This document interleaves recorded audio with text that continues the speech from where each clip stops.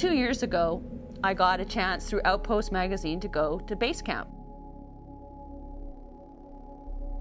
Everest, this is like the Brad Pitt of mountains, right? The celebrity mountain of all mountains. If the mountain is a metaphor for me, then this is the biggest expression of this metaphor.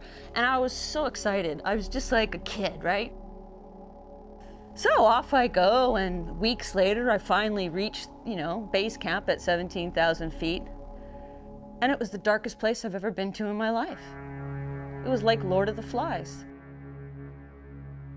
There were 800 people from around the world that gather there every May. April, the mountain's all alone, but in May, the jet stream changes, so it gives climbers an opportunity to summit without being blown off the peak. And it's the most inhospitable place you would ever expect to see a campground. You're at 17,000 feet. You haven't seen a tree for 7,000 feet. I mean, the oxygen is thin. Technically, your body is dying. Your muscles are breaking down. You have to crap in a bucket. Like, it's ugly. It's the ugliest place anyone would ever go. But here they all are, and they're all driven by the same desire, which is the peak of Everest, right? And I get there and I see these people and I see that they're not cooperating, that there's stories of oxygen tanks going missing and people stealing from one another, which in a high altitude environment, stealing somebody's oxygen tank is manslaughter, essentially. Should they die or should they perish as a result of your theft, that is manslaughter. So there's high crimes going on the side of Everest Mountain. I can't tell you how disillusioned that left me. I'm just like, oh my God, like, what does it all mean? I mean, when Hillary and Tenzing climbed this mountain in the 1950s, this was a noble endeavor. This was a great human achievement. And the bond between those two men, I mean, neither would have left the other to die on that mountain. If one had died, the other would have died trying to save him.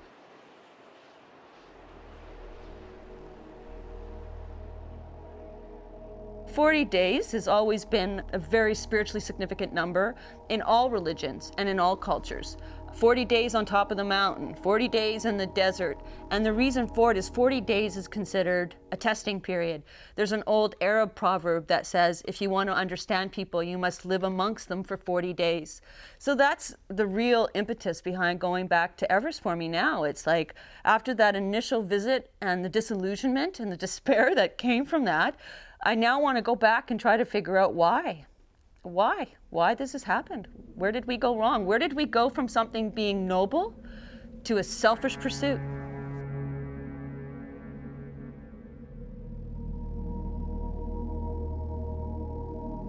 There's two Sherpas, both named Pasang. One is an extrovert and has adapted to sort of Western culture despite still living in the high Himalayas. His kids go to private school and he's there to make big money and buy Gore-Tex. The other Pasang is a traditional Nepali. Even though he could have climbed the peak many times, he certainly got the physical fitness for it and the opportunity. He has refused because for him the mountain is a goddess, as it has been to the Nepali people for thousands of years. Gideon is also a very interesting character. He speaks English very well. He knows the history of the mountain really well. He has incredible stories about the other climbs and can wax poetic about some of the big disasters. I mean, he's got sort of first-hand experience of being either at the camp or on the mountain or near the mountain when a lot of these things have happened.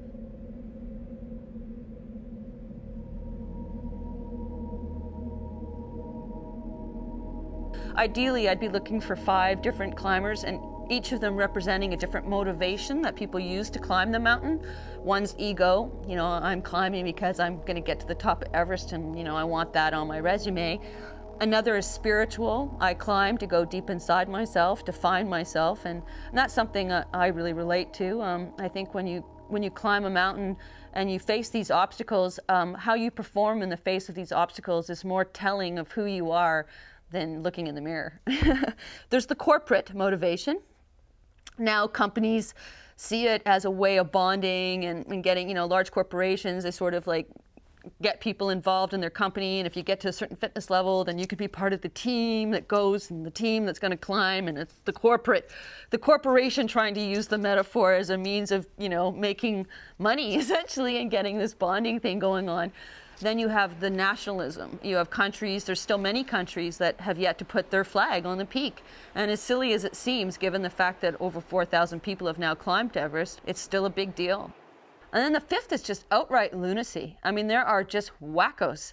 There's like, you know, there was an Italian in the 70s that wanted to smash a plane into the side of Everest at like 21,000 feet and then make a run for the peak. Like, there's lunacy, okay?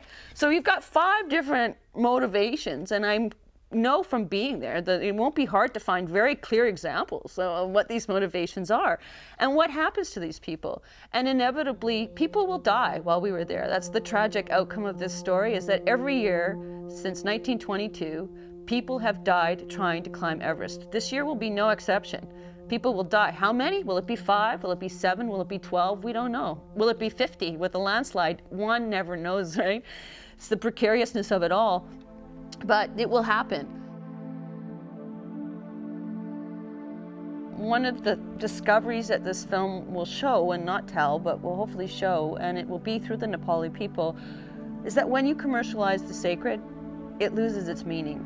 And so for a lot of Nepali people, they're mourning the loss of the spiritual significance of their mountain. It's like, wow, like, could you get something more disrespectful than people showing up, conquering the mountain, leaving their crap all over the place, and going home?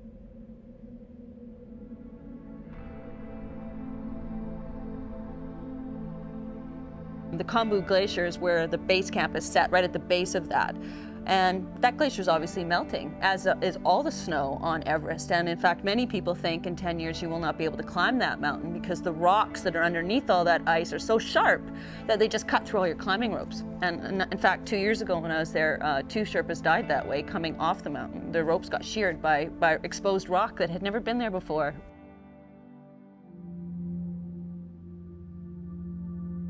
Well, I'll tell you, it's different because it's a film that takes place on Everest, but it's really not about Everest. It's about us. It's about people. It's just the perfect place for the story because I said it's really about mountain as metaphor for human achievement. And if, like I said, if we've lost that at this mountain, the largest mountain in the world, plus we get this unique experience of having people from all over the world there for 40 days. The birth, life, and death of base camp is 40 days long. So we have a unique opportunity at Everest, being the largest mountain and with this group of people.